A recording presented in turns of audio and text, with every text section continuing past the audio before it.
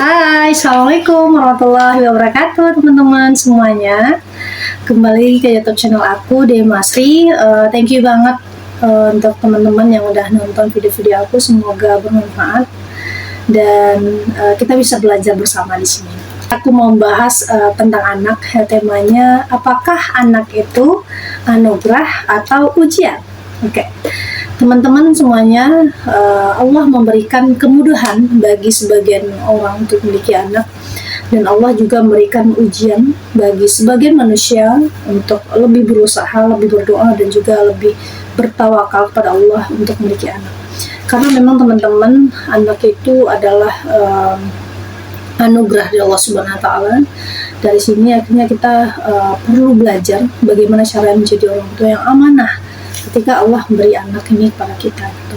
Karena orang tua tidak amanah dalam membersamai anak-anaknya, ada beberapa anak hampir menyesal dilahirkan dari orang tua dengan kondisi tertentu atau dengan karakter tertentu. Namanya orang tua itu pengen memberikan yang terbaik kepada anaknya, tapi karena kurang belajar, kurang pengetahuan, terus juga bingung cara mengimplementasikannya, akhirnya pesan dari orang tua itu nggak tersampaikan dengan benar pada anak gitu. Jadi di sini letaknya urgensitas dari mengapa kita harus belajar mengasuh, mendidik, dan juga membersamai anak dengan benar. Apa sih hak anak? Yang pertama, anak itu memiliki hak untuk memiliki ibu yang baik. Yang kedua, punya hak diberikan nama yang baik. Dan yang ketiga, memiliki hak mendapatkan pendidikan yang baik, yaitu Al-Quran maupun pendidikan yang lainnya. Pada masa itu, seorang anak itu bertanya pada Khalifah Umar, saya tuh nggak dapat ketiga-tiganya gitu. Apa jawaban dari Khalifah Umar? Orang tuamu itu durhaka. Jadi sebenarnya statement ini bisa menampar kita ya. Lalu, apakah anak itu bisa menjadi ujian? Ya, jawabannya anak bisa menjadi ujian, teman-teman. Apa yang bisa kita lakukan? Pertama, cepat sadar bahwa ini cobaan dan ujian dari Allah. Yang kedua, kita beristighfar kepada Allah, mohon ampun supaya kita bisa dibantu. Yang ketiga, kita berusaha untuk memperbaiki. Kita udah usaha memperbaiki, tapi tetap diuji. Itu kenapa? Karena Allah ingin memberi pesan kepada kita untuk mengangkat derajat kita melalui pintu itu, yaitu melalui pintu anak. Jadi teman-teman, ada konsep mendidik anak yang diperkenalkan oleh Sayyidina Ali, yaitu konsep 7x3. Yang pertama, untuk 7 tahun pertama atau usia 0 sampai 7 tahun, itu didiklah anakmu seperti raja kita servis, kita layani kayak gitu. Terus kita juga jadi penasehatnya, itu pun terus kita ulang-ulangin kayak gitu. Karena apa? Karena sel saraf otaknya itu belum nyambung, teman-teman.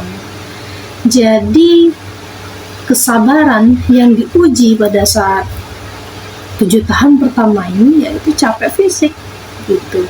Misal anak kita bilang mau pipis, kita temani. Terus mau BAB, kita urusin. Mau main, kita harus membersamai kayak gitu. Kan memang capek gitu. Pada saat kita nemenin anak kita, peluk dia, terus pada saat kita megang tangan dia, di sana ada namanya tercipta quantum touching. Quantum touching ini adalah sentuhan yang dia bisa memberikan kekuatan kepada anak. Kadang kan gini ya teman-teman semuanya, apalagi bagi kita yang baru jadi ibu atau udah lama jadi ibu, emosionalnya kita tuh karena fluktuatif ya, karena banyak faktor yang bikin kita kayak gitu. Ada kadang kita ke anak tuh agak kasar, misalnya megang nggak pakai hati kayak gitu. Itu jangan harap tuh tercipta quantum touching. Jadi gimana caranya menghadapi hal tersebut? Nah, caranya adalah kalau Ustazah Siti Fatiyah Khatib LCMA itu menyampaikan, yang pertama kita bersabar atas hal itu. Terus yang kedua, kita bersyukur atas hal itu. Kenapa? Karena kita diberikan anak kita yang sehat. Alhamdulillah dia bisa ngomong dan menyampaikan, aku mau pipis, aku mau BAB. Alhamdulillah dia punya fisik yang sehat sehingga dia pengen main terus tuh. Alhamdulillah Allah berikan kesehatan kepada anak kita tanpa bantuan khusus kayak gitu. Jadi gitu.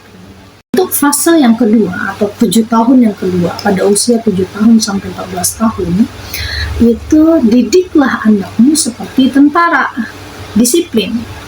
Nah, makanya Rasulullah SAW itu menyampaikan bahwa pada saat anak usia 7 tahun, ajarkan sholat, pisah kamar, mulai latih puasa, belajar nutup aurat.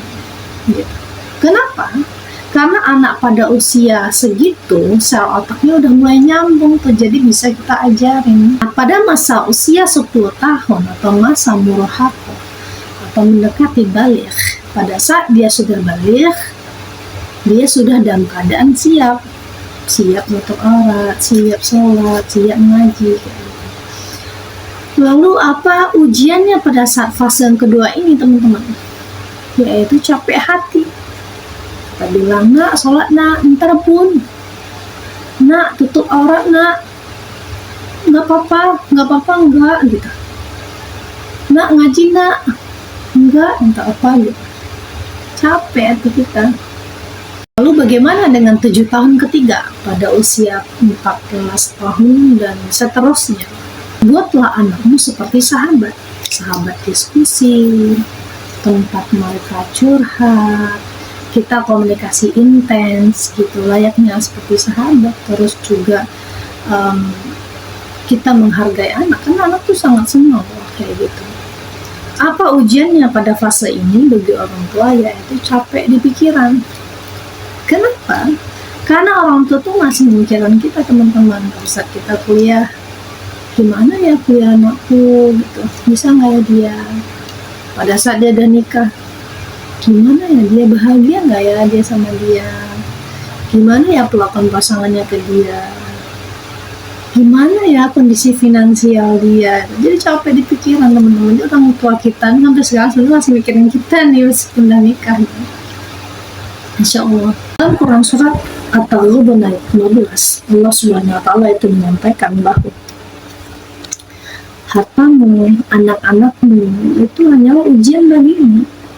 Tapi di sana ada pahala yang besar di sisi Allah.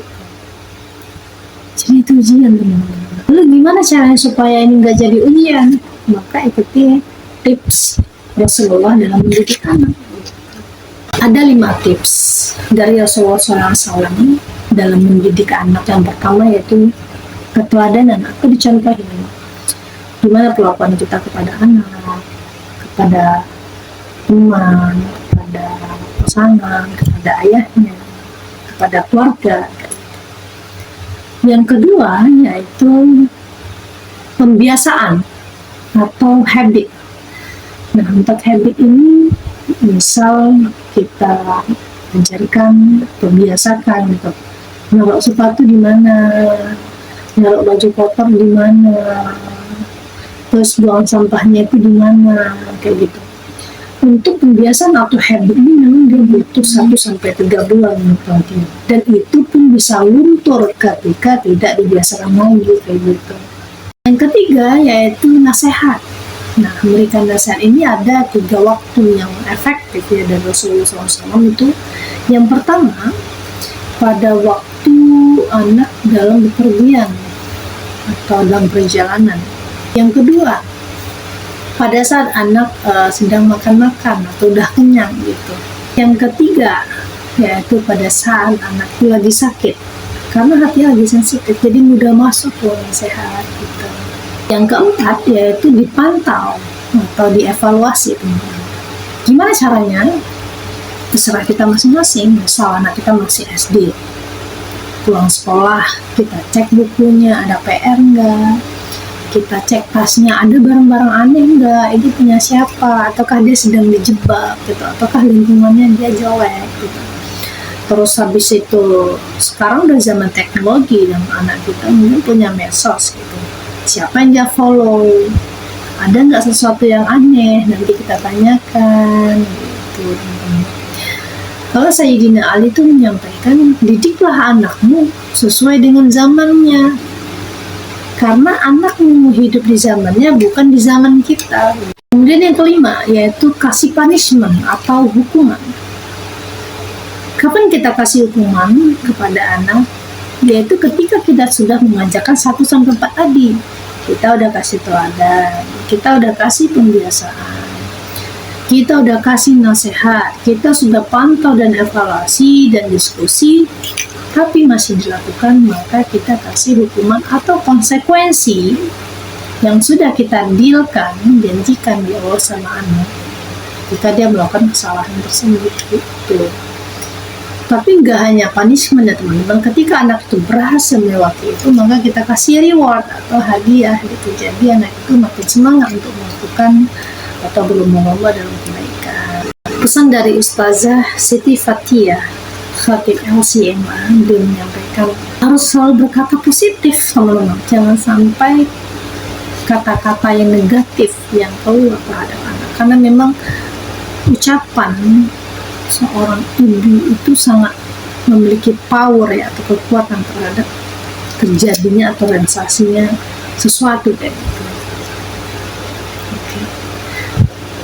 Dari materi ini sebenarnya ini kayak nampar diri saya dan ini teman-teman yang baru jadi ibu atau ibu yang sudah lama, kita banyak belajar ya teman-teman, bahwa menjadi ibu itu memang tidak mudah, dan kita tahu bahwa ternyata anak itu ada anugerah dan juga ujian, dan ujian ini menghasilkan pahala yang besar ketika kita amanah menjadi orang tua, bisa mendidik, mengasuh dan membersamai dia dengan baik kayak gitu. Gimana caranya? Ya memang butuh ilmu, terus belajar gitu. Kayaknya belajar sepanjang hayat deh kalau jadi ibu. Saya pikir kayak gitu. Semoga kita bisa mendidik anak kita yang sukses, terus juga kita menjadi orang tua yang dirindukan oleh anak-anak kita gitu. Mungkin itu ya teman-teman yang bisa aku sampaikan. Wassalamualaikum warahmatullahi wabarakatuh. Dadah. Jangan lupa nonton video aku selanjutnya.